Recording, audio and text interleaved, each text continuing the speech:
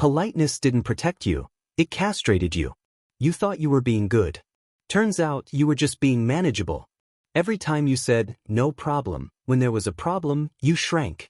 Every time you smiled through disrespect, you taught the world, this man has no edge. This video isn't about becoming a monster. It's about becoming unshakable. You're not here to be liked, you're here to be remembered. To speak less, command more. To set boundaries that feel like walls. To turn your silence into tension, not submission. Nietzsche didn't preach cruelty, he exposed obedience as a slow death. Become who you are, not who they told you to be. This isn't self-help, it's self-reinvention. You won't get affirmations here. You'll get a mirror, the kind that shows you how being nice was never virtue, just fear dressed up for approval. We'll break down why the nice guy isn't harmless, he's invisible. Why boundaries aren't walls, they're weapons. Why real authority doesn't raise its voice, it lowers the room's temperature with silence. It's time to kill the boy and crown the man. You don't raise your voice, don't disagree, don't take up space. You're agreeable, helpful, polite, always listening, always waiting your turn, convinced that if you just stay pleasant enough, the world will reward you for it.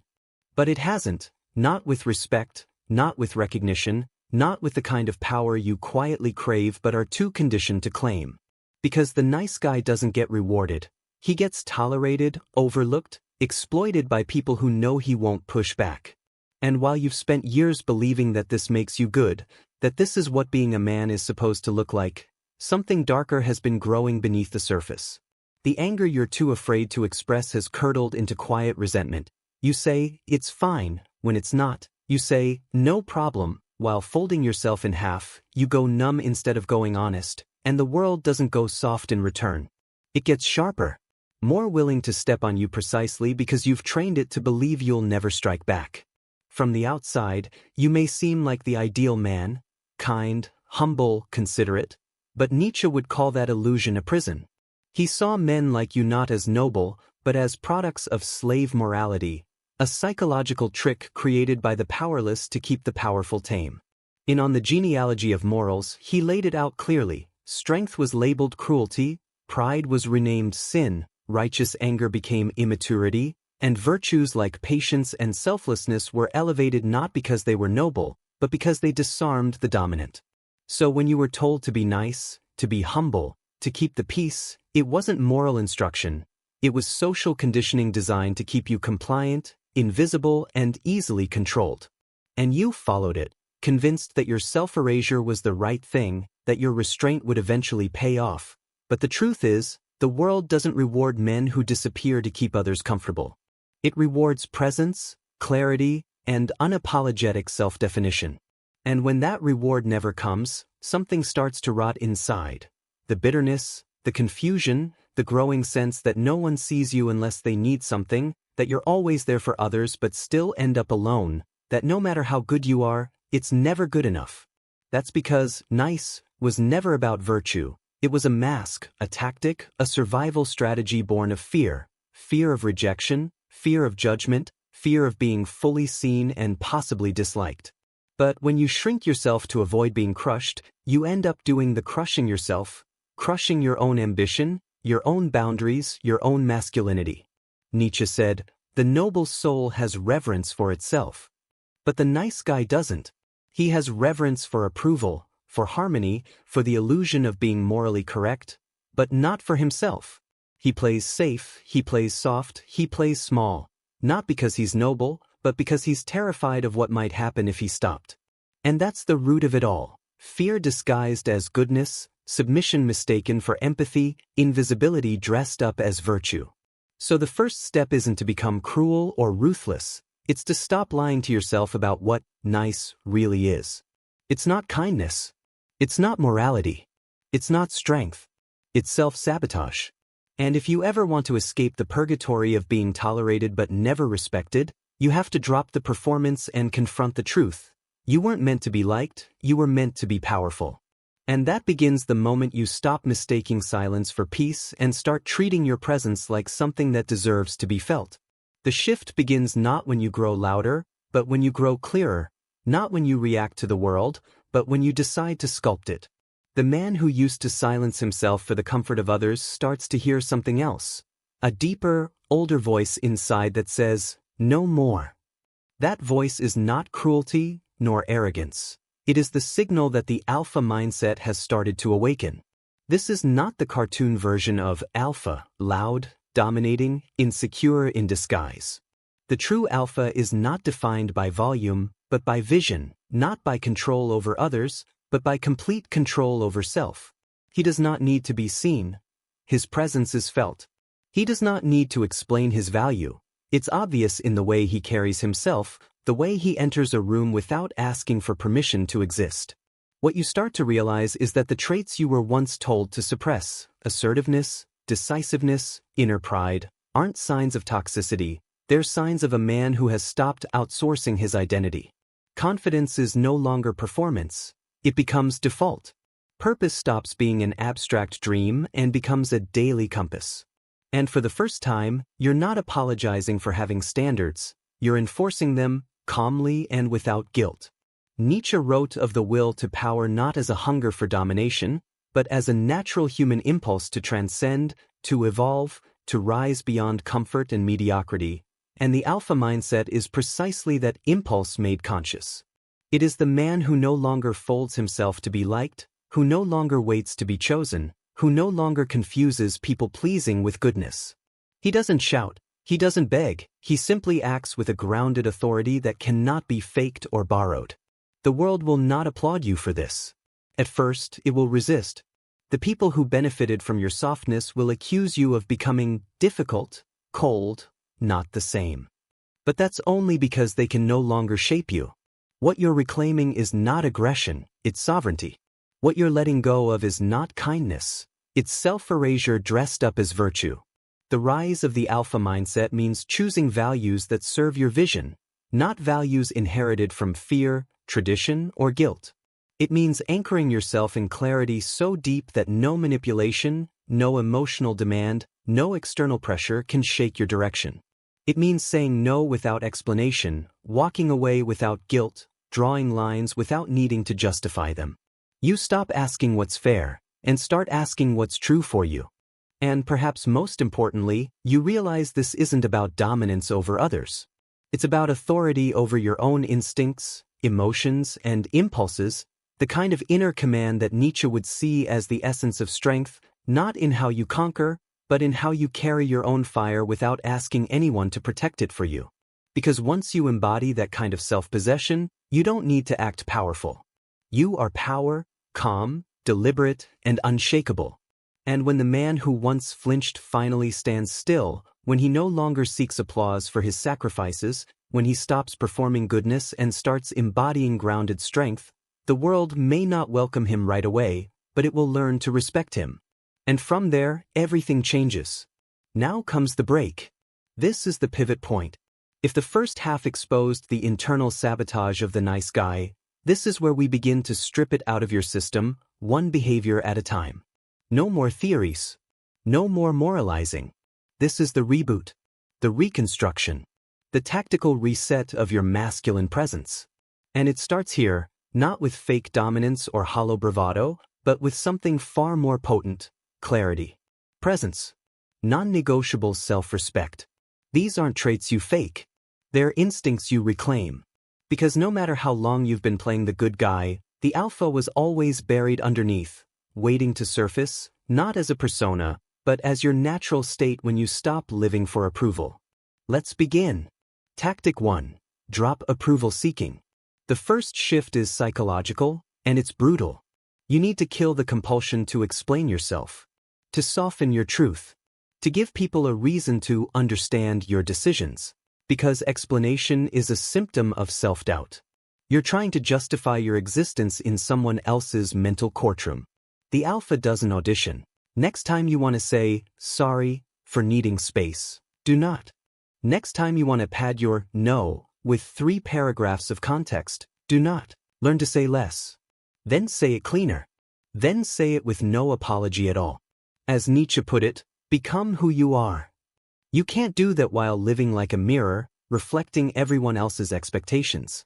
This isn't about being rude, it's about breaking the addiction to being liked. The moment you stop caring whether your choices are approved is the moment they start getting respected. Tactic 2. Channel controlled aggression. Nice guys fear anger. They see it as dangerous, shameful, proof they've lost control. But that's exactly the problem. Anger isn't the issue. Unchanneled anger is. Suppressed rage leaks out as passive aggression, sarcasm, resentment. Alpha energy, by contrast, owns the anger and turns it into motion. Start using your anger as a signal, not a sin. What triggers your frustration is pointing directly at your boundaries, the ones you never knew you had, or the ones you keep letting people cross. If someone talks over you, and it burns, that's not just emotion. That's information. That's your dignity knocking on the door. Channel it. Use it to fuel a correction. Speak up. Step back. Redraw the line. Controlled aggression isn't outbursts, it's presence with teeth. A calm tension behind the eyes that says, I won't start anything, but I will finish it. When your anger stops being something you fear and starts being something you steer, that's when you become untouchable. Tactic 3. Speak in declarations, not questions. Watch how you talk, because most nice guy language is riddled with weakness. It's not just what you say, it's how you say it. The, I was wondering if maybe, the, would it be okay if, the, just checking to see. These aren't statements, they're submission. The alpha doesn't beg for consensus. He declares intention. He doesn't say, do you mind if I, he says, here's what I'm doing. He doesn't ask, is it all right if I speak now? He speaks. He doesn't wait for emotional clearance to exist, he exists. This isn't about becoming a bulldozer. It's about precision. Speak with fewer words, more weight. When you say something, say it like it's already in motion. Remove the question mark. Add a period. That simple shift in tone rewires not just how others respond, but how you see yourself.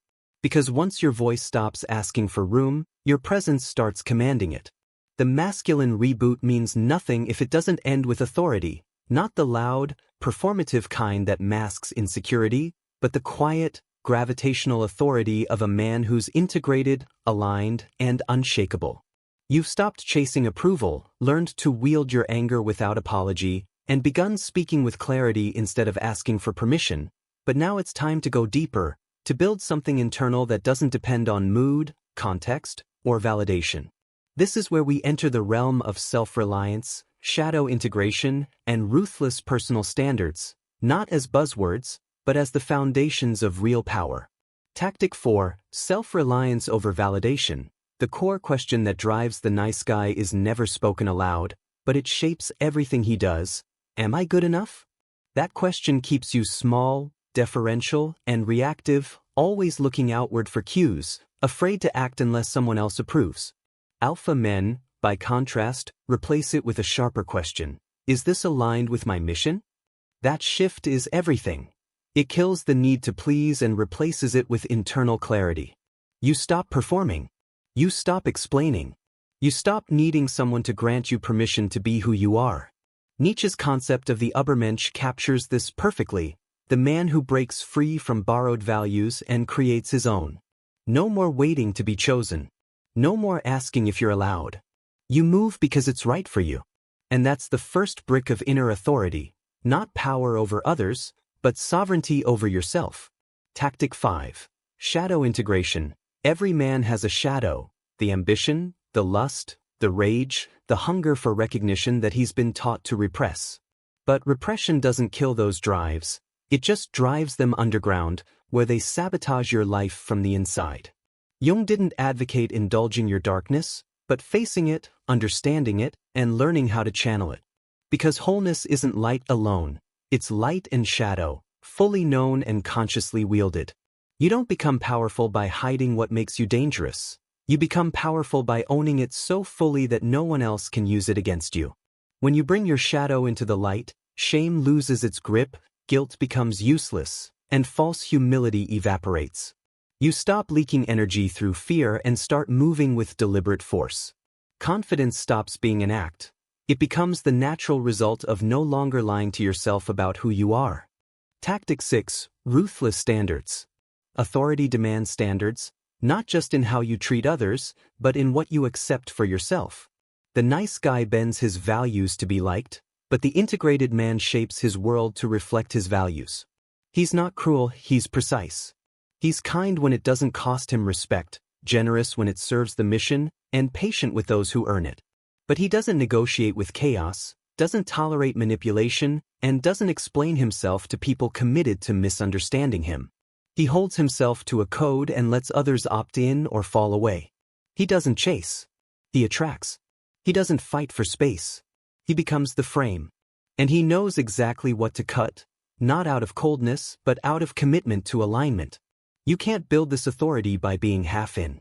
You have to burn the script. Rewrite the rules. Become the kind of man who doesn't rise and fall based on opinion or outcome. You stop talking about power. You live it. You stop hoping people will recognize your value. You make it undeniable. And when that kind of man walks into a room, he doesn't need to posture. He doesn't need to speak. His presence already said everything. True authority doesn't feel like domination. It feels like stillness. Like no longer needing to justify your every move, no longer contorting yourself to fit someone else's expectations, no longer waiting for permission to act, to speak, to be. It's the moment when you stop scanning for approval and start trusting your own signal, when the internal noise quiets down and something colder, sharper, more deliberate takes over, not aggression, but clarity. You don't over-explain. You don't soften your words to keep the peace. You don't dilute your decisions to seem relatable. Instead, you speak when there's something to say, and when there isn't, your silence says even more. People notice that. They feel it. Because in a world full of men who are eager to be liked, the one who doesn't flinch, who holds his frame when challenged, who stays calm when provoked, becomes magnetic. Authority isn't about loudness. It's about weight. And weight comes from self-control. You stop begging for attention, because you understand attention isn't power, direction is. You don't ask to be chosen, you become the reason people recalibrate their behavior.